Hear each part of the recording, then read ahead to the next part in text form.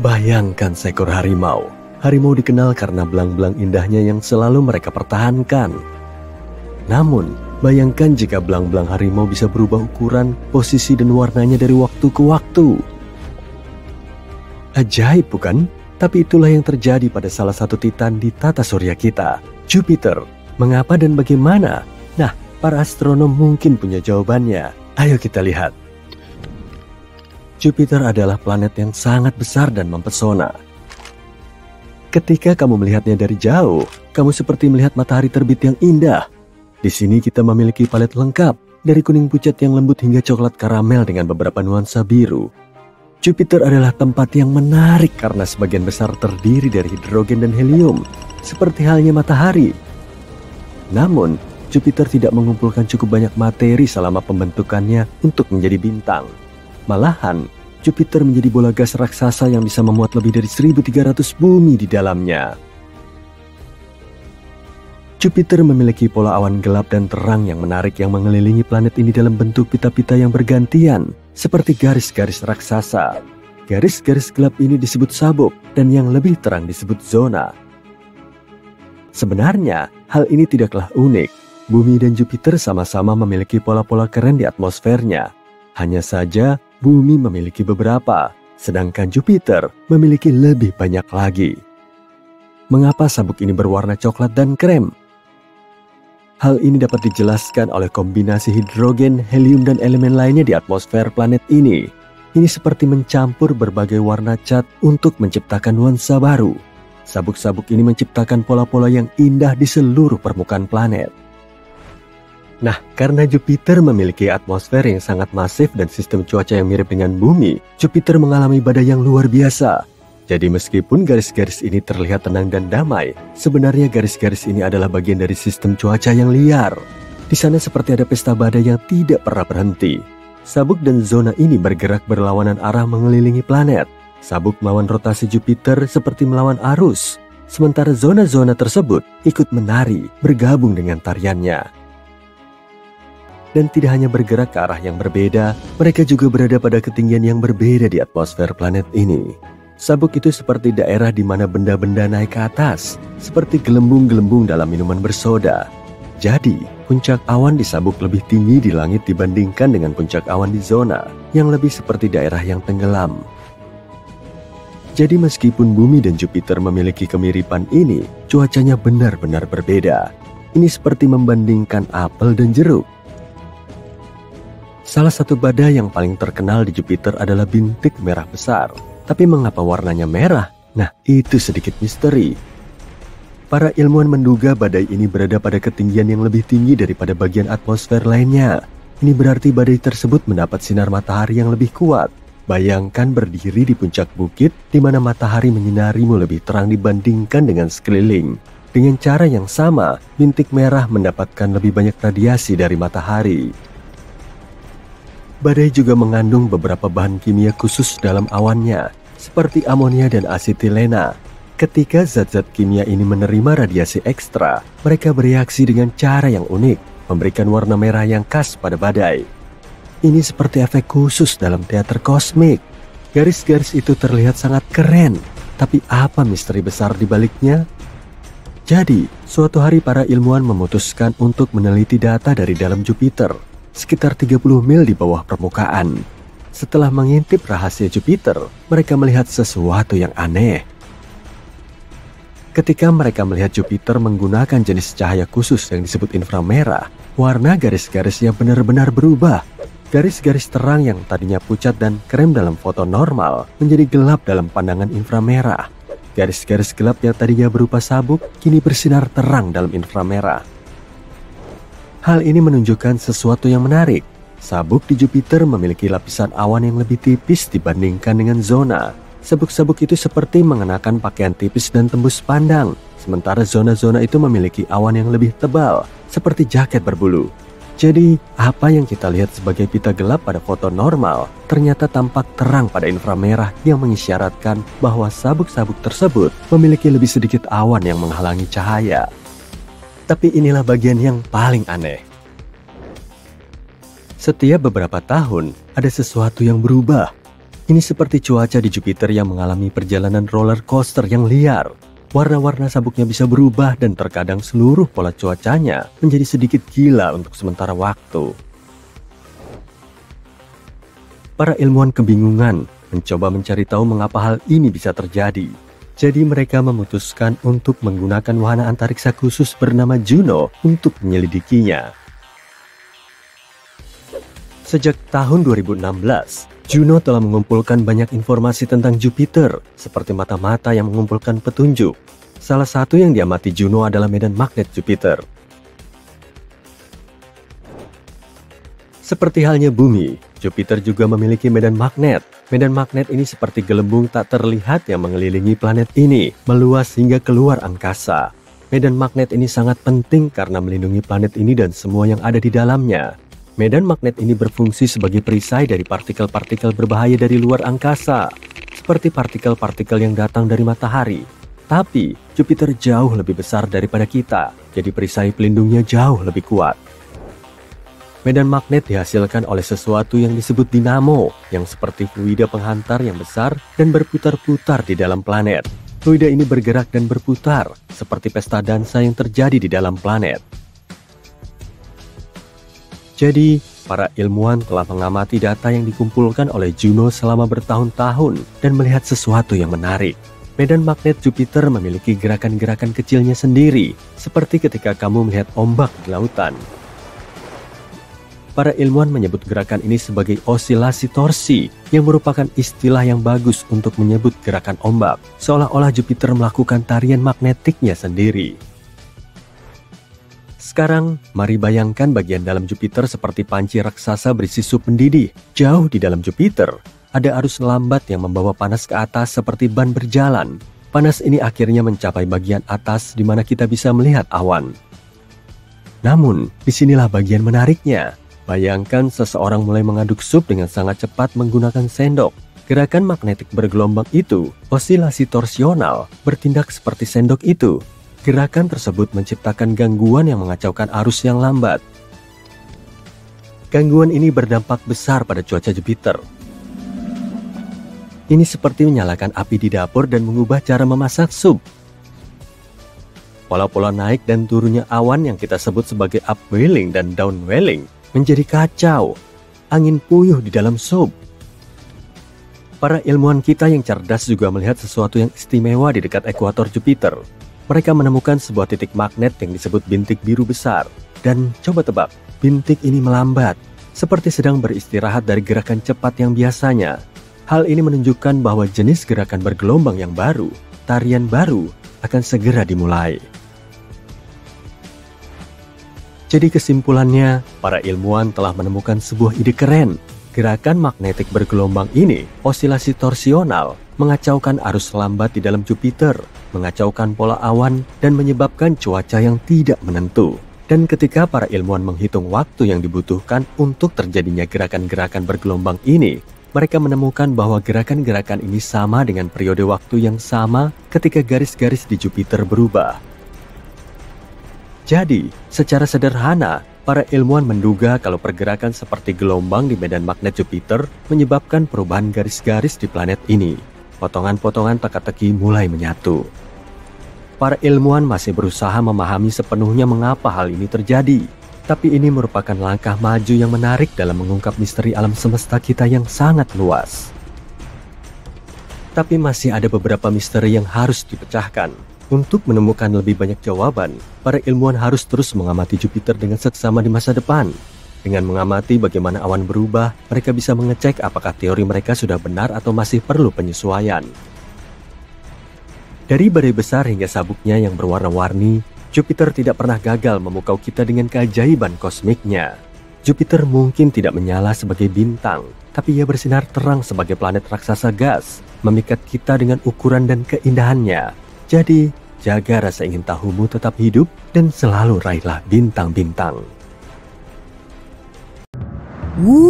Objek luar angkasa ini memang sangat panas dan super ngebut. Para ilmuwan telah menemukan eksoplanet PAC 51 yang mengorbit bintang induk serupa dengan matahari. Sederhananya, eksoplanet adalah planet di luar tata surya kita yang nggak mengorbit matahari sebagai bintang induk. Planet ini kelihatan sangat beda dari semua planet yang pernah ditemukan. Diameternya hampir sama dengan Jupiter, tapi bobotnya cuma setengah kalinya.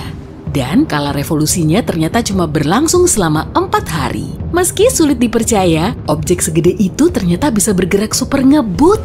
Para ilmuwan juga mulai menemukan hot Jupiter di ruang angkasa. Sejumlah raksasa gas panas cuma berjarak jutaan kilometer dari bintangnya. Ada juga sejumlah objek langit yang orbitnya cukup dekat dengan sang bintang dan banyak di antaranya sedikit lebih besar dari bumi. Tata surya yang menjadi lokasi orbit hot Jupiter nggak seperti tata surya kita. Sistem planet kita sangat teratur. Planet berbatu yang ukurannya lebih kecil berada di orbit dalam, sedangkan raksasa gas jumbo berada di luar. Dan semua planet mengorbit matahari sesuai dengan lintasannya sendiri. Jadi, semua hal yang ada di dalamnya sudah tertata. Saat awal-awal terbentuk, bintang menghasilkan piringan gas, puing-puing luar angkasa, dan debu di sekitarnya. Objek ini kita kenal dengan sebutan piringan akresi. Gasnya kemudian akan tertarik menuju bintang oleh gaya gravitasi, kemudian menghasilkan pusaran bintang. Bagian luar piringan ini lebih dipenuhi gas daripada pusatnya. Lama-kelamaan, efek pusaran ini semakin kuat. Hal serupa juga terjadi pada hot Jupiter. Lalu sang raksasa gas mulai menaikkan kecepatan orbitnya dan terus bergerak mendekati bintang induk. Tapi untungnya, Jupiter di tata surya kita nggak berubah menjadi Jupiter yang panas. Raksasa gas kita ini berasal dari asteroid seukuran bumi yang dingin, jadi nggak sama seperti hot Jupiter. Selama pembentukannya, jarak Jupiter ke matahari sekitar 4 kali lebih jauh dari lokasinya sekarang, yaitu di antara Uranus dan Neptunus. Sekitar 2-3 juta tahun setelah terbentuk di cakram akresi matahari, Jupiter memulai fase 700 juta tahunnya yang juga disebut dengan Grand Tech. Tech sendiri adalah gerakan kapal menuju pelampung hingga menerobos dan mengitarinya. Kemudian kapal ini mempercepat geraknya dan kembali ke tempat semula. Hal yang sama juga mulai terjadi pada Jupiter. Saat migrasi orbitnya makin mepet, gravitasi planet ini bisa mindahin banyak asteroid dan benda langit lain, kemudian membelokkan orbit planet yang lebih besar hingga mengakibatkan tabrakan dan kehebohan. Grand Tech Jupiter bisa menghancurkan banyak objek besar dan skenario ini bisa aja terjadi, tapi untungnya Jupiter mengubah arahnya dan menjadi raksasa gas yang tenang. Neptunus, Uranus, dan Saturnus memulai versinya sendiri dalam proses yang mengharu biru ini. Saturnus berubah menjadi planet super bongsor hingga gravitasinya mulai menjauhkan Jupiter dari orbitnya. Tapi setelah beberapa saat, orbit raksasa gas ini menjadi terkunci, kemudian kedua planet bisa ngebersihin gas yang terdapat di sela-selanya. Karena gas ini menjadi bahan bakar dalam migrasi planet, Jupiter dan Saturnus akhirnya bisa menempati orbit stabil seperti sekarang. Jupiter masih bisa menarik beberapa asteroid es di planet dalam, dan saat planet kita masih muda, peristiwa ini bisa memicu pembentukan lautan di bumi. Tapi akhir-akhir ini, Jupiter jauh lebih tenang. Gaya gravitasi Saturnus telah bikin situasinya lebih stabil dan kini masih mengendalikannya. Jupiter adalah pelindung kita dan masanya 2,5 kali lebih berat dari seluruh planet lain di tata surya kita. Planet ini berperan sebagai perisai gravitasi yang mengorbit di sekitar tata surya bagian dalam. Jupiter mengalihkan reruntuhan antariksa dan asteroid yang masuk ke Merkurius, Venus, Bumi, dan Mars. Kita pun tetap aman karena Bumi selalu terlindungi. Dan planet kita jadi lebih leluasa dalam mengembangkan kehidupan yang lebih kompleks. Sampai sekarang pun Bumi nggak hancur oleh asteroid, hot Jupiter, atau objek luar angkasa lain. Jupiter bukan satu-satunya planet yang kemungkinan telah bertabrakan dengan Bumi. Para ilmuwan memperkirakan Merkurius pernah menabrak planet kita. Planet terdalam di tata surya kita ini berada paling dekat dengan matahari dan ukurannya paling kecil, malahan terus mengecil. Diameternya saat ini sekitar 14 km lebih kecil dibandingkan dengan 4 miliar tahun yang lalu. Menurut para ilmuwan, hal ini disebabkan oleh inti Merkurius yang terbuat dari besi. Jadi, besi ini semakin dingin, kemudian memadat dan perlahan ukurannya mulai menyusut. Merkurius punya kawah paling banyak di seluruh tata surya kita. Atmosfernya sangat tipis sehingga nggak bisa melindungi permukaannya dari gempuran meteor. Kawah terbesar di permukaan Merkurius minimal berdiameter 1.550 km, area segitu kurang lebih seluas Eropa Barat dari Jerman ke Portugal. Objek yang telah menghasilkan kawah segede itu pasti memiliki panjang sekitar 100 km. Dan karena permukaannya dipenuhi kawah, Merkurius kelihatan mirip seperti bulan. Kala revolusinya lebih singkat dari planet lain karena 1 tahun di sana berlangsung sekitar 88 hari di bumi. Artinya, kita bisa ngerayain ulang tahun setiap 3 bulanan. Meski begitu, kala rotasi Merkurius sangat lambat karena sehari di sana berlangsung hampir 59 hari di bumi. Wah, kita harus ekstra sabar nih kalau mau nunggu waktu tidur di Merkurius. Di planet kita ada bongkahan Merkurius loh. Pada tahun 2012, meteorit hijau ditemukan di pasar jalanan di Maroko. Para ilmuwan kemudian meneliti komposisinya dan mereka menyimpulkan benda itu kemungkinan berasal dari Merkurius. Merkurius nggak punya satelit sendiri karena ukurannya kecil dan gravitasinya lemah. Selain itu, lokasinya terlalu dekat dengan matahari. Ada juga planet lain di tata surya kita yang nggak punya satelit, yaitu Venus. Kerak Merkurius sangat tipis dan menurut salah satu teori pembentukannya, Merkurius telah mengalami tabrakan dahsyat hingga kehilangan sebagian besar keraknya. Peristiwa ini juga bisa menggeser Merkurius dari tempat aslinya. Wah, pantesan raksasa gas di tata surya kita juga nggak terbentuk di lokasinya saat ini. Selain itu, orbit Merkurius kelihatan aneh. Kemungkinan planet ini telah didepak keluar dari orbit lamanya, kemudian pindah ke orbit baru. Para ilmuwan juga meyakini Merkurius telah bertabrakan dengan bumi di awal pembentukannya. Salah satu teori juga mengklaim kalau peristiwa tersebut telah menghasilkan bulan dari materi yang berterbangan menjauhi lokasi tabrakan. Bahkan mungkin ada bongkahan kerak Merkurius yang ikut tercampur di dalamnya. Eksoplanet Kepler 107b dan Kepler 107c adalah sepasang planet yang mengorbit bintang induk serupa dengan matahari kita dalam sistem Kepler 107. Jaraknya sekitar 1.700 tahun cahaya dari kita dan kedua planet ini berukuran hampir sama dan berjarak 1,5 kalinya bumi. Tapi Kepler 107c hampir 3 kali lebih padat dari pasangannya, itu karena semua planet memiliki komposisi yang berbeda. Menurut perkiraan para ilmuwan, Kepler 107b kurang padat karena telah bertabrakan dengan planet lain yang nggak dikenal. Hantaman kuat ini mengikis sebagian permukaannya hingga tersisa inti super padat yang kaya akan besi. Komet raksasa telah menghantam Neptunus sekitar 200 tahun yang lalu, tapi karena Neptunus nggak berbatu-batu dan beratmosfer tipis seperti Mars atau Merkurius, para ilmuwan kesulitan untuk nyari buktinya.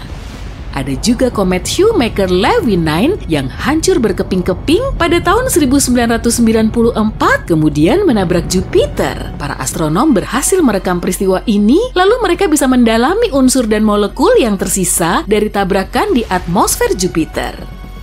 Informasi ini bikin mereka tahu kalau jumlah karbon monoksida di lapisan atas atmosfer Neptunus lebih banyak dari lapisan bawahnya. Jadi mereka bisa menyimpulkan kalau komet besar telah menghantam planet ini karena komet mengandung karbon monoksida di ekor esnya. Uranus juga pernah dihantam objek jumbo hingga strukturnya berubah. Benda luar angkasa 2 kali lebih besar dari bumi telah menghantam si raksasa gas hingga posisinya miring. Akibatnya, planet ini kelihatan seperti menggelinding. Suhu Uranus juga sangat dingin, jadi kemungkinan objek yang terhempas ke dalamnya berupa protoplanet muda yang mengandung es dan batu. Sebagian serpihan dari tabrakan ini juga mungkin telah membentuk cincin tipis di sekitar Uranus. Serpihan ini masih menjebak panas yang berasal dari inti planet. Ada denyut energi misterius yang membombardir seluruh galaksi kita. Denyut ini berasal dari seberang semesta. Selama 10 tahun terakhir, para ilmuwan telah mengamati kilatan cahaya misterius menuju planet kita. Fenomena ini disebut dengan Fast Radio Bursts atau FRB. Dan sinyalnya bergerak melewati debu dan gas sejauh miliaran tahun cahaya. Wah, mainnya jauh banget ya. Bahkan sampai saat ini belum ada yang tahu pasti asal muasalnya. Gawat, ada badai. Buruan cari tempat berlindung. Kecepatan angin di luar sudah mencapai lebih dari 120 km per jam. Tiupannya kenceng banget, tapi itu masih belum seberapa. Ada juga badai dahsyat yang kecepatannya mencapai 645 km per jam. Benar-benar super ngebut. Tapi untuk mengamatinya secara langsung, kamu perlu pergi ke Jupiter. Saatnya meluncur ke Jupiter. Planet ini sangat besar, ukurannya hampir 1.300 kalinya bumi. Kondisi di sana juga sangat panas karena suhu di intinya bisa mencapai 23.800 derajat Celcius. Sayangnya kamu nggak bisa mendarat di permukaan Jupiter karena si raksasa gas nggak punya permukaan padat. Tapi kamu masih bisa menembus atmosfer Jupiter. Lihat aja tuh, ada awan tebal berwarna coklat, kuning, merah, dan putih. Makanya planet ini kelihatan berwarna-warni dan bergaris-garis. Kalau kamu turun lagi menuju inti Jupiter, atmosfernya menjadi cair dan sebagian besarnya terdiri dari gas hidrogen dan helium. Hal ini disebabkan oleh tekanan atmosfer yang sangat kuat. Inti Jupiter sangat misterius, bahkan para saintis masih belum tahu kalau wujudnya berupa bola cair kental atau batuan padat yang masanya 14-18 kali dari massa bumi. Tapi perjalananmu kali ini bukan untuk menjelajahi Jupiter, kamu lebih tertarik pada bintik merah raksasanya. Badai dahsyat ini berada di belahan selatan Jupiter dan bagian atasnya menjulang sampai lebih dari 8 km di atas puncak awan di sekitarnya. Badai ini 1,3 kali lebih lebar dari planet kita.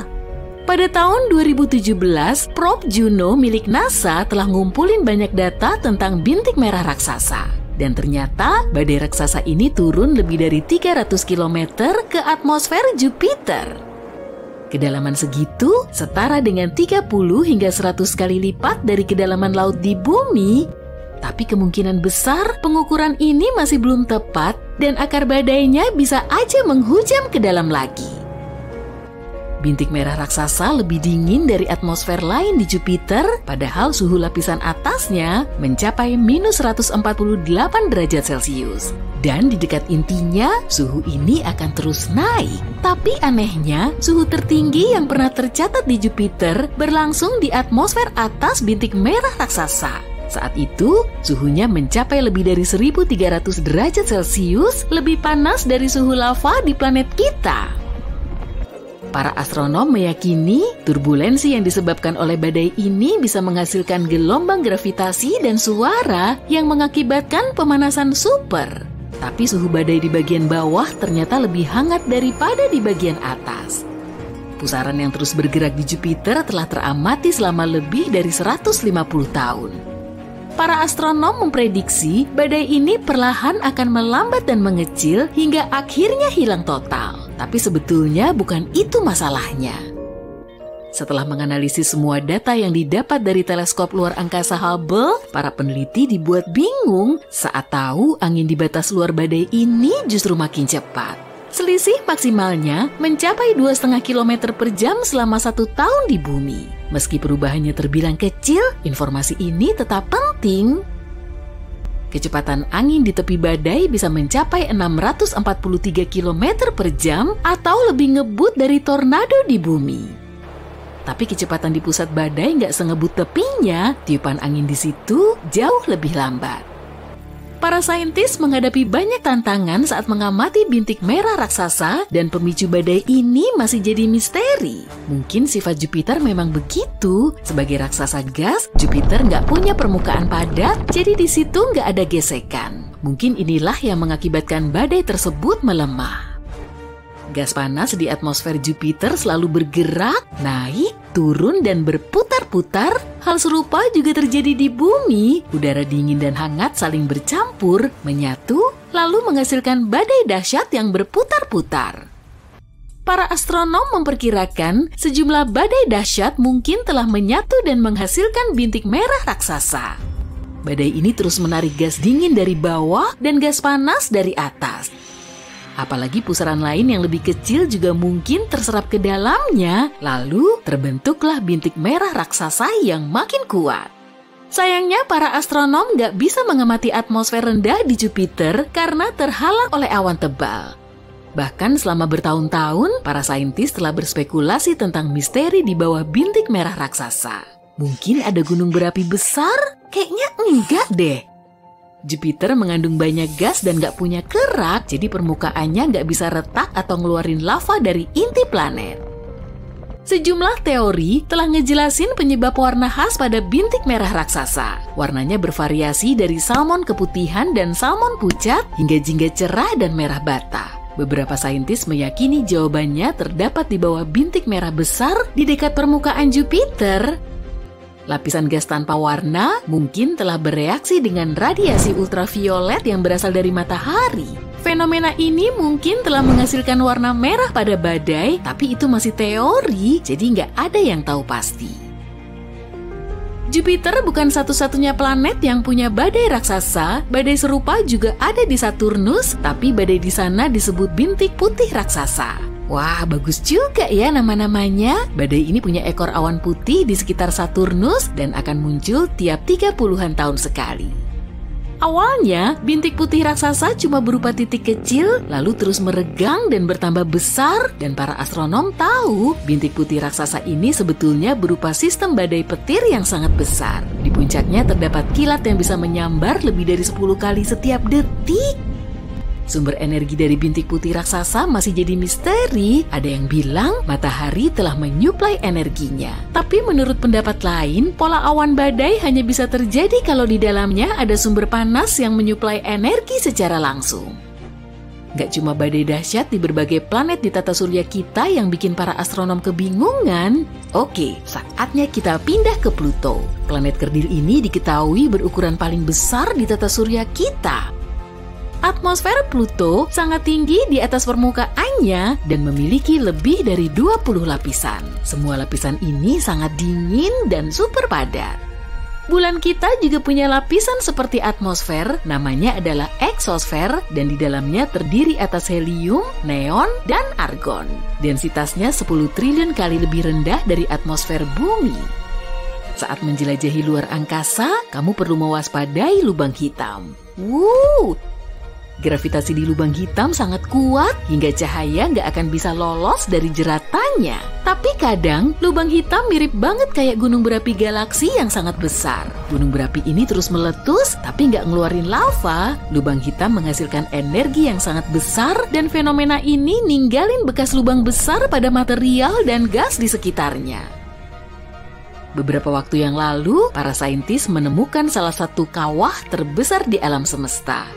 Teleskop radio dan sinar X mendeteksi lubang hitam supermasif yang telah lama mengamuk. Lokasinya ada di gugus galaksi sekitar 390 juta tahun cahaya dari bumi. Ukuran kawah ini kurang lebih 15 kalinya galaksi Bima Sakti. Pasti gede banget kan? Selama berada di luar angkasa, kamu nggak boleh sembarangan mendarat di planet asing. Bisa-bisa kamu akan terjebak di planet K2141b yang berada di luar tata surya kita. Planet ini sekilas kelihatan mirip dengan bumi kita. Ada air laut yang menguap, menghasilkan awan, mengembun, lalu jatuh lagi ke permukaan planet sebagai hujan. Bedanya, hujan di sini nggak berupa air, tapi batu. Permukaan eksoplanet K2141b diselimuti lautan lava sedalam puluhan kilometer. Saat siang hari, suhunya mencapai 2760 derajat Celcius, menguapkan magma di lautan menuju atmosfer. Lalu, angin supersonik secepat 1,6 km per detik akan meniupkan uap batu ini ke bagian gelap planet. Magma yang tadinya menguap akan dingin dan berubah menjadi cair, lalu jatuh sebagai hujan batu. Ngeri banget, mending segera menjauh deh. Tempat ini nggak cocok jadi destinasi liburanmu. Suhunya terlalu panas. Bayangin kamu keluar dari rumah pada suatu pagi dan melihat nggak hanya ada satu, tapi dua bintang bersinar di langit. Bintang pertama adalah matahari dan bintang kedua adalah Jupiter. Tapi bagaimana sebuah planet bisa berubah menjadi bintang dan apa yang akan terjadi pada bumi dan penghuninya? Sebelum kita menemukan jawaban dari pertanyaan-pertanyaan penting ini, kita perlu mengulas kembali beberapa hal yang kita ketahui tentang Jupiter. Planet terbesar di tata surya ini merupakan planet raksasa gas, yang artinya sebagian besar terdiri dari gas. Karena perbedaan tekanan dan temperatur, gas-gas ini terpisah-pisah menjadi beberapa lapisan. Hal ini menciptakan pita merah dan putih yang bisa dilihat dengan jelas dari bumi. Temperatur di bagian atas atmosfer Jupiter sangat tinggi. Temperaturnya bisa mencapai 727 derajat Celcius. Planet ini juga punya tarikan gravitasi yang sangat besar. Pada tahun 1995, wahana Galileo mencapai atmosfer Jupiter dan membelahnya dengan kecepatan 170.600 km per jam. Wahana ini selamat dari suhu yang sangat panas dan mulai turun. Wahana ini terus bergerak meskipun suhu tiba-tiba turun dan tekanan serta kecepatan angin meningkat. Namun, setelah 58 menit dan 156 km dalam penjelajahannya, keadaan mulai memburuk. Tekanan 23 atmosfer dan suhu yang masih tinggi menghabisi wahana ini. Wahana ini meleleh dan kemudian menguap karena panas yang ekstrim. Nah, kalau Jupiter tiba-tiba memutuskan untuk terus bertumbuh, pada akhirnya ia akan menjadi bintang dan komposisinya memungkinkan planet ini untuk melakukannya. Dahulu kala, di masa yang sangat lampau, Jupiter mengambil sebagian besar massa yang tersisa setelah pembentukan matahari. Dengan cara itulah Jupiter punya lebih dari 2 kali lipat materi gabungan dari seluruh benda-benda lain di tata surya. Dan materi di planet ini sama dengan materi di bintang, sebagian besar hidrogen dan helium. Jupiter nggak cukup masif untuk bisa terbakar. Tapi, bagaimana kalau terbakar? Maka ia akan berubah menjadi benda langit jenis lain, kemungkinan besar katai coklat. Dalam hal ini, ia akan punya pengaruh kecil pada orbit planet-planet di tata surya. Karena katai coklat lebih masif daripada planet tapi tidak semasif bintang. Katai coklat biasanya bermassa 13 hingga 80 kali massa Jupiter. Katai coklat hanya bisa menjadi bintang jika tekanan di intinya cukup tinggi untuk memulai fusi nuklir. Jadi, mari bayangin hal itu terjadi. Dan Jupiter telah menjadi bintang sungguhan, misalnya bintang katai merah. Katai merah adalah bintang yang massanya sekitar 7,5% hingga 50% massa matahari. Katai merah juga lebih panas daripada katai coklat. Temperaturnya bisa mencapai 3.500 derajat Celcius. Sebagai perbandingan, matahari kita memiliki temperatur hampir 5.500 derajat Celcius. Artinya, katai merah yang baru terbentuk akan jauh lebih redup daripada matahari. Dan tetap saja, katai merah Jupiter akan menghalangi planet-planet di dalamnya untuk mengikuti orbitnya. Karena planet-planet ini nggak akan bisa menemukan keseimbangan antara gaya gravitasi kedua bintang. Planet-planet tersebut akan bergerak mendekati matahari atau mendekati katai merah yang baru terbentuk. Kalau bumi memilih opsi pertama, temperatur bintang utama kita yang sangat panas akan memusnahkan seluruh makhluk hidup di bumi dalam waktu singkat. Kalau skenario kedua yang dipilih, kita mungkin akan membeku karena Jupiter sebagai katai merah yang redup nggak akan mampu menghangatkan kita dengan cukup baik. Tapi masih ada satu opsi lagi. Planet-planet dalam bisa terlempar dari tata surya. Kalau Jupiter adalah sebuah bintang, maka jumlah radiasi yang diterima permukaan bumi juga akan meningkat. Atmosfer kita harus melindungi kita dari radiasi yang datang dari matahari dan radiasi Jupiter. Bintang katai merah sangat aktif. Karena itu, Jupiter seperti halnya matahari, kemungkinan besar akan sering mengalami lontaran massa korona. Lontaran massa korona adalah istilah yang digunakan untuk menggambarkan awan besar berisi partikel bermuatan listrik yang dilontarkan bintang dengan kecepatan tinggi. Bahkan sekarang, Jupiter punya dampak yang signifikan terhadap planet kita. Planet raksasa gas ini kira-kira 318 kali lebih masif dari bumi. Ini juga berarti Jupiter punya gaya tarik yang sangat besar pada planet kita. Gravitasinya bisa menyebabkan pergeseran orbit planet kita dan perubahan iklim setiap 400.000 tahun sekali. Ketika pengaruh Jupiter paling kuat, bumi biasanya mengalami musim dingin yang lebih dingin, musim panas yang lebih panas, dan periode basah dan kekeringan yang lebih intens. Selain itu, kalau Jupiter berubah menjadi katai merah, fitur yang paling menonjol mungkin akan menghilang untuk selamanya. Maksudku adalah bintik merah besar. Bintik merah besar adalah badai besar yang mengamuk di belahan selatan planet raksasa gas ini. Bagian atasnya menjulang lebih dari 8 km di atas puncak awan di sekitarnya. Badai ini hampir 2 kali lebih lebar dari planet kita. Pada 2017, wahana antariksa Juno milik NASA berhasil mengumpulkan banyak data tentang bintik merah. Dan ternyata, badai raksasa ini masuk lebih dari 322 km ke dalam atmosfer planet itu. Itu 30 hingga 100 kali lebih dalam dari lautan manapun di bumi. Tapi, pengukuran ini kemungkinan besar nggak akurat, dan akar badai yang sebenarnya bisa mencapai lebih dalam lagi. Bintik merah besar lebih dingin daripada atmosfer lainnya, dan perlu diingat temperatur Jupiter mencapai minus 173 derajat Celcius di lapisan awan bagian atas. Di sisi lain, semakin dekat ke inti, semakin panas. Secara misterius, temperatur tertinggi yang pernah tercatat di planet raksasa gas ini terjadi di atmosfer tepat di atas bintik merah besar. Temperaturnya lebih tinggi daripada temperatur lava di planet kita. Ahli astronomi meyakini turbulensi yang disebabkan oleh badai bisa menghasilkan gelombang gravitasi dan suara yang bisa menjadi penyebab terjadinya pemanasan super. Tapi, badai itu sendiri lebih hangat di bagian bawah daripada di bagian atas. Manusia telah mengamati pusaran yang bergerak di Jupiter selama lebih dari 150 tahun. Beberapa waktu lalu, ahli astronomi memperkirakan kalau pusaran itu akan melambat secara bertahap dan mengecil atau menghilang sama sekali. Tapi ternyata nggak demikian. Setelah menganalisis semua data yang diterima dengan bantuan teleskop Hubble, para peneliti bingung ketika menemukan angin di batas luar badai justru bertambah cepat. Kecepatan angin di tepi badai sangat mencengangkan, bisa mencapai 643 km per jam. Itu lebih cepat daripada tornado di bumi. Pada saat yang sama, kalau kamu berada di pusat bintik merah besar, kamu nggak akan terlalu terkesan.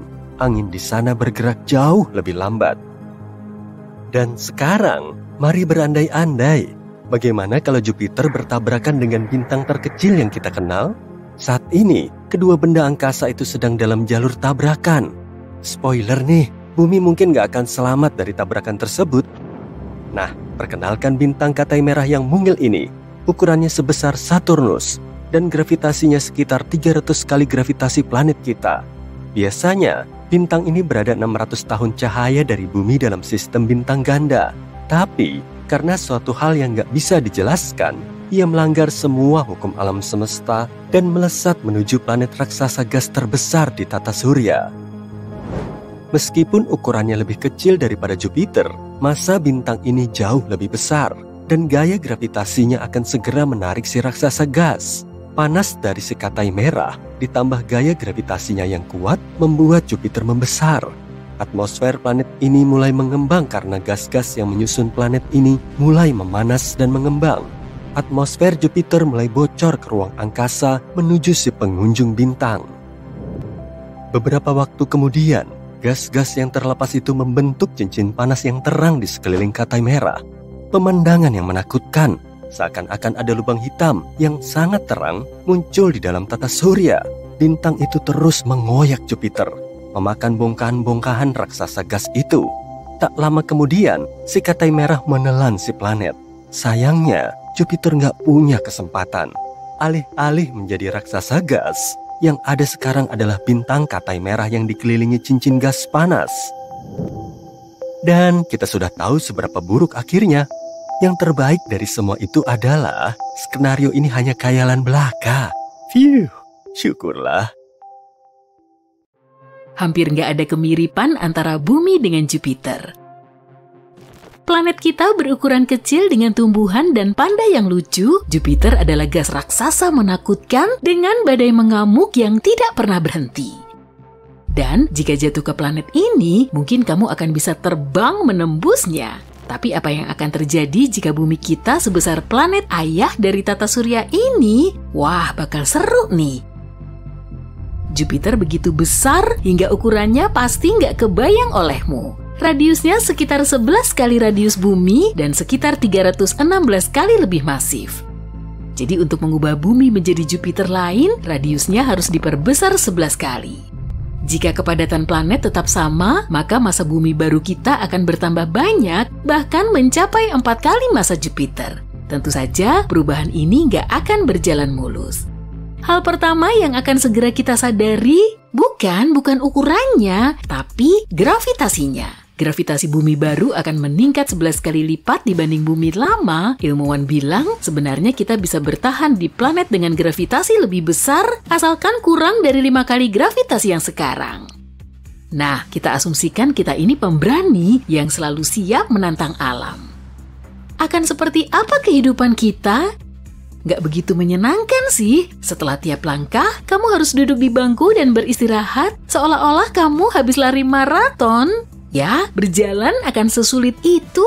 Dan semoga aja kamu sanggup berdiri lagi nanti. Untuk bisa bergerak di planet ini, otot-otot kita harus sangat kuat. Makanan cepat saji bukan masalah lagi, karena untuk melangkah ke kulkas saja, kamu harus menjadi seperti atlet angkat beban.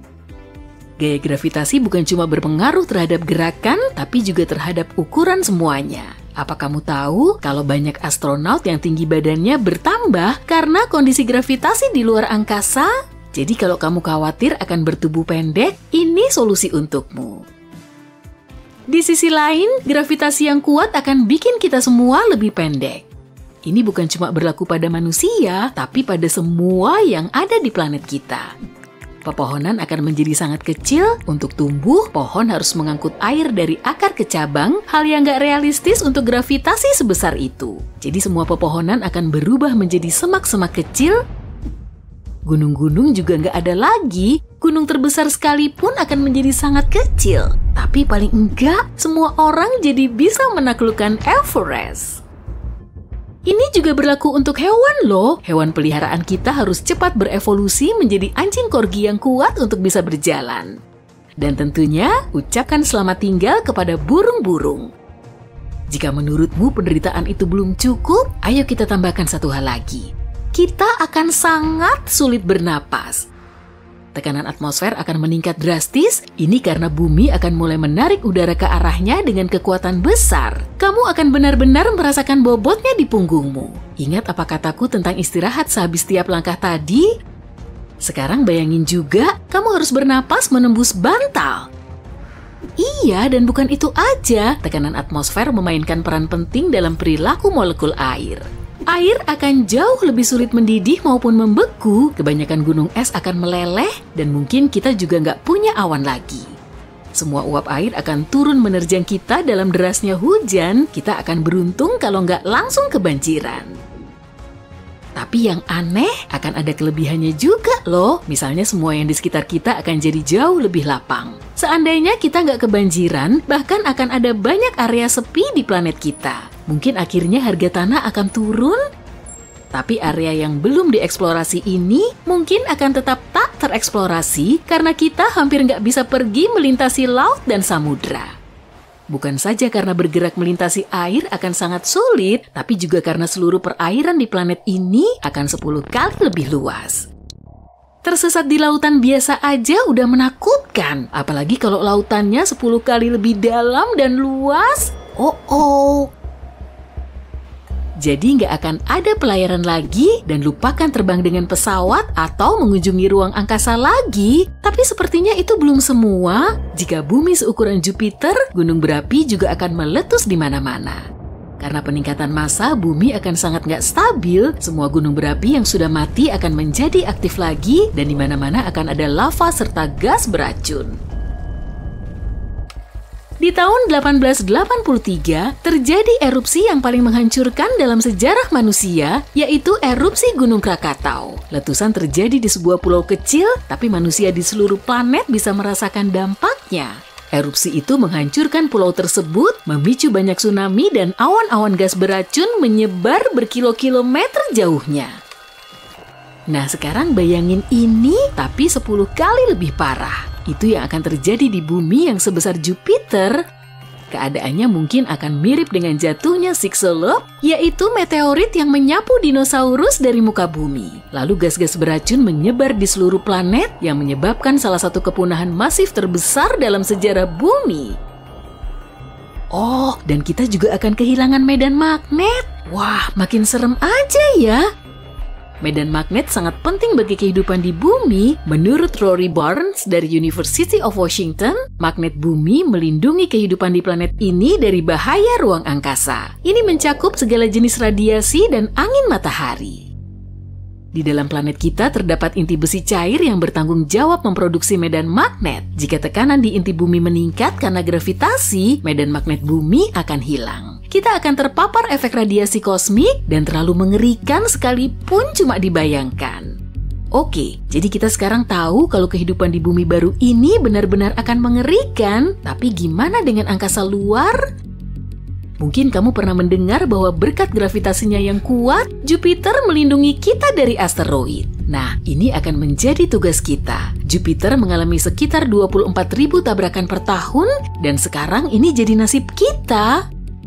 Kamu masih ingat meteorit Chicxulub yang tadi kusebut? Tragedi yang sama terjadi terhadap planet kita tiap sekitar 100 juta tahun. Tapi jika ukuran bumi sebesar Jupiter, objek-objek ini akan menabrak kita tiap pekan. Kita juga harus mengucapkan selamat tinggal kepada bulan, satelit alami kita yang berada sangat dekat dengan kita. Jadi, jika bumi bertambah besar, ini benar-benar akan jadi bencana. Kita akan menyaksikan bulan terkoyak di langit. Tentu setelah itu, semua pecahannya akan menabrak kita. Salah satu teori mengatakan bahwa miliaran tahun lalu, bulan entah bagaimana terpisah dari bumi dan pecahan-pecahannya menyatu menjadi bola.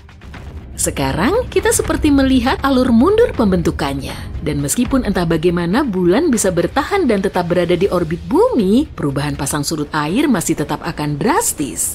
Dampak perubahan ini akan sulit sekali diprediksi, tapi kemungkinan sebagiannya berupa banyak terjadi tsunami. Di sisi lain, kemungkinan kita akan memiliki beberapa bulan baru. Jupiter punya 79 bulan, ini akan menjadi pemandangan spektakuler. Itu kalau awan-awan gas dari semua letusan gunung berapi nggak menghalangi. Kemunculan planet raksasa kedua juga akan membawa konsekuensi signifikan bagi seluruh tata surya. Jangan khawatir, planet-planet lain nggak akan menabrak kita. Banyak orang meremehkan betapa jauh jarak antara satu planet dengan planet lainnya. Tapi, bumi yang baru akan sedikit menggeser orbit planet-planet lain dan memengaruhi kecepatan rotasinya. Dan rotasi bumi mengelilingi matahari akan jauh lebih lambat karena masanya yang sangat besar. Misalnya, 1 tahun Jupiter sama dengan 12 tahun bumi. Ini semua tentunya akan memengaruhi musim dan iklim pada umumnya. Jadi, apa akan ada kehidupan di bumi? Mengajukan pertanyaan ini saja kamu sudah bisa dibilang berani. Tapi jika suatu hari kita berhasil menemukan bumi super layak huni dan ukurannya mendekati Jupiter, akan menarik sekali untuk melihatnya. Butiran pasir ada di mana-mana. Semuanya nempel di wajah, rambut, baju, dan sepatumu. Kamu sulit berdiri karena anginnya kenceng banget sampai bikin kamu terus jatuh. Tiupan angin dahsyat tiba-tiba menghempaskanmu. Sambil merangkak, kamu menuju pintu belakang. Tapi pintunya sulit dibuka. Sesampainya di dalam rumah, kamu mencoba bangkit dan mengintip keluar. Sekelilingmu dilingkupi awan, debu, dan gemuruh keras. Gawat, kamu harus segera minta tolong. Jadi semuanya bermula sejak sebulan yang lalu. Kamu sedang ada di kebun belakang rumahmu saat cuacanya sangat berangin. Tak lama berselang, kamu melihat tornado kecil di bawah pohon apel. Meski tingginya nggak sampai selutut, badai itu bisa memutar debu dan dedaunan. Kamu berusaha meredakan angin itu dengan menginjaknya berulang kali. Tapi tornado mini itu nggak mau beranjak pergi. Karena nggak mau ambil pusing lagi, kamu kembali masuk ke dalam rumah. Keesokan harinya, tornado itu masih ada dan ukurannya malah semakin besar. Dan menariknya bukan tingginya yang kian menjulang, tapi diameternya semakin lebar. Tornado itu mulai menyedot tanaman bunga di kebunmu. Kamu pun makin penasaran dan akhirnya mencatat setiap detail dari fenomena aneh ini. Setiap hari kamu mengukurnya dan menuliskan informasi yang kamu peroleh di buku khusus. Jadi pengen nulis artikel dan buku soal badai ini deh, pikirmu. Suatu hari, pohon apel favoritmu sudah tumbang. Tapi kenapa bisa gitu ya? Tornado itu masih kelihatan tenang dan terlalu lemah. Jadi nggak akan mungkin menumbangkan pohon besar. Tapi setelah kejadian ini, kamu malah ragu sendiri. Salah nggak ya kalau kamu nggak segera minta bantuan? Dan ternyata salah. Sebulan kemudian, badai minimu tiba-tiba membesar 2 kali lipat dari ukuran semula. Kondisi di luar semakin gak aman dan rumahmu seperti berada di tengah-tengah tornado beneran. Kamu gak bisa ngeliat ke langit secara langsung karena pandanganmu terhalang oleh debu dan berbagai macam serpihan. Kebunmu berantakan, pohon-pohon banyak yang tumbang, dan semak-semak tercabut dari tanah, lalu terlempar jauh. Bel rumahmu tiba-tiba berbunyi. Sekelompok ilmuwan yang kamu hubungi telah datang untuk menolongmu. Kamu langsung mengantar mereka ke kebunmu yang telah porak-poranda, tapi mereka cuma terdiam. Setelah beberapa saat hening, mereka mulai beraksi. Tanpa menghiraukan tiupan angin, mereka mindahin berbagai peralatan ke rumahmu. Semuanya kelihatan rumit. Dan akhirnya, dapurmu sudah berubah menjadi laboratorium penelitian. Mereka ngasih tahu kalau rumahmu akan digunakan untuk penelitian selama beberapa waktu ke depan. Kamu membawa keperluanmu ke kamar tidur terkecil di rumahmu sambil mengamati para profesional menjalankan tugasnya. Dapurmu dipenuhi gadget yang bisa ngeluarin suara dan kedip lampu. Mereka yang memakai jas lab dan baju pelindung mulai berlarian, tapi nggak ada satupun yang saling bertabrakan dan semua prosesnya lancar-lancar saja. Kamu mendekati pria tua yang memakai jas lab putih, lalu nyerahin hasil catatanmu. Dia kelihatan sangat senang menerima pemberianmu, seolah-olah baru dapat rezeki nomplok. Beberapa hari kemudian, mereka semakin sibuk dan badai di kebunmu semakin besar. Rupanya para ilmuwan memperlihatkan ekspresi murung tiap kali kamu mengamati mereka. Sekitar jam 2 pagi, kamu terbangun. Matamu terbelalak saat rumahmu mulai berguncang. Wah, tornadonya pasti makin besar hingga mengenai rumahmu tuh. Pagi harinya, sejumlah ilmuwan memberitahumu kabar buruk. Kamu harus pindah karena badai itu terus membesar. Gak lama lagi, rumahmu akan lenyap di telan bumi. Dan kamu gak bisa ngelakuin apa-apa. Kamu masih bengong saat mereka memintamu pergi. Memangnya kamu harus tinggal di mana? Ternyata mereka lagi mendirikan laboratorium penelitian lain di dekat situ, agar bisa mengamati badai itu secara langsung. Di dalam laboratorium juga ada ruang kosong dengan segala perlengkapannya. Mereka bilang kamu boleh tinggal di situ untuk sementara waktu. Cara ini juga bisa memudahkan mereka. Kali aja kamu perlu menjawab pertanyaan mereka selama proses penelitian, kan? Karena nggak punya pilihan lain, kamu cuma ngikut aja. Mereka kemudian membantumu untuk mindahin barang-barangmu ke tempat baru. Setelah beberapa saat keliling rumah, kamu harus mau meninggalkan meja dan sofa favoritmu, serta tempat tidur yang nyaman. Menurut mereka, perabotmu nggak akan bisa terangkut semua. Dan keesokan harinya, kamu dapat kabar kalau rumahmu sudah lenyap ditelan badai sekitar jam 4 pagi. Beberapa minggu berikutnya, pilihan badai besar itu sudah menelan 2 rumah tetanggamu, area hutan terdekat, sejumlah mobil, dan toko bunga. Tornado raksasa ini semakin mendekati danau besar sejauh beberapa kilometer dari kotamu. Para warga mulai dievakuasi dan pihak berwenang menetapkan status darurat. Suatu hari, para ilmuwan mulai berbisik-bisik dan raut muka mereka kelihatan lebih cemas dari biasanya. Karena penasaran, kamu nyari tahu ke salah satu dari mereka. Sesaat kemudian, si ilmuwan menjelaskan kondisi yang sebenarnya. Mereka telah nemu bukti yang mengonfirmasi ketakutan terbesar mereka. Jadi, menurut perkiraan, badai yang awalnya cuma berupa tornado kecil di rumahmu itu bisa berubah menjadi bintik merah raksasa di permukaan bumi. Awan merah pekat terus berputar berlawanan arah jarum jam pada kecepatan tinggi. Dan di bawahnya, kamu bisa ngelihat corak warna terang planet terbesar di tata surya kita, yaitu Jupiter, si raksasa gas. Awan ini dinamakan sebagai bintik merah raksasa, alias badai besar yang ada di atmosfer Jupiter. Tiupan angin di tengah-tengah badai ini sangat tenang. Tapi kecepatan badai di pinggirannya bisa mencapai 680 km per jam atau 2 kali kecepatan badai terdahsyat yang pernah menerjang bumi. Selama puluhan tahun, ukuran bintik merah ini terus membesar. Dan sekarang sudah mencapai 1,3 kali lebih lebar dari bumi. Pusat badainya setinggi 320 km di atmosfer Jupiter. Sedangkan rata-rata badai tropis di bumi maksimum cuma setinggi 14 km. Fenomena unik ini telah terjadi di Jupiter sejak lama karena permukaan planet ini gak padat. Di dalamnya terdapat lapisan awan yang terbuat dari uap, es air, dan amonia. Di bawahnya mungkin ada lautan hidrogen cair. Sementara planet kita padat, badai akan melambat dan terpecah setelah jaraknya cukup dekat dengan permukaan bumi. Tapi bintik merah raksasa nggak punya tempat untuk mendarat, sehingga badai ini terus mengamuk. Para ilmuwan juga nginfoin hal yang paling aneh dan mengkhawatirkan soal badai di kebunmu. Bukan yang melemah dan lenyap beberapa minggu yang lalu, badai ini masih aja ada dan bahkan terus membesar. Tiupannya juga makin kuat. Ahli yang paling berpengalaman pun masih bingung untuk ngejelasinnya. Setelah menganalisis selama berhari-hari, mereka menyimpulkan kalau badai ini seharusnya nggak muncul di bumi. Hal ini terbukti ngelawan hukum alam, tapi menariknya, komposisi badai ini agak mirip dengan bintik merah raksasa. Kamu semakin takjub, tapi kok peneliti kelihatan sangat cemas? Ternyata, badai yang tadinya mini itu kemungkinan akan membesar seperti di Jupiter. Tapi karena bumi jauh lebih kecil dari bintik merah, badai itu kemungkinan akan menelan bumi bulat-bulat. Saat membesar, badai ini akan menyapu pemukiman, hutan, dan jalan raya. Selain itu, kekuatannya juga makin dahsyat. Orang-orang harus meninggalkan rumah dan dievakuasi ke tempat yang relatif aman. Sampai nggak ada lagi tempat aman.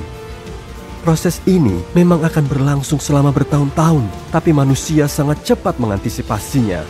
Masalah global ini bisa diatasi dengan dua cara. Salah satunya adalah tinggal di bulan atau planet lain, misalnya Mars.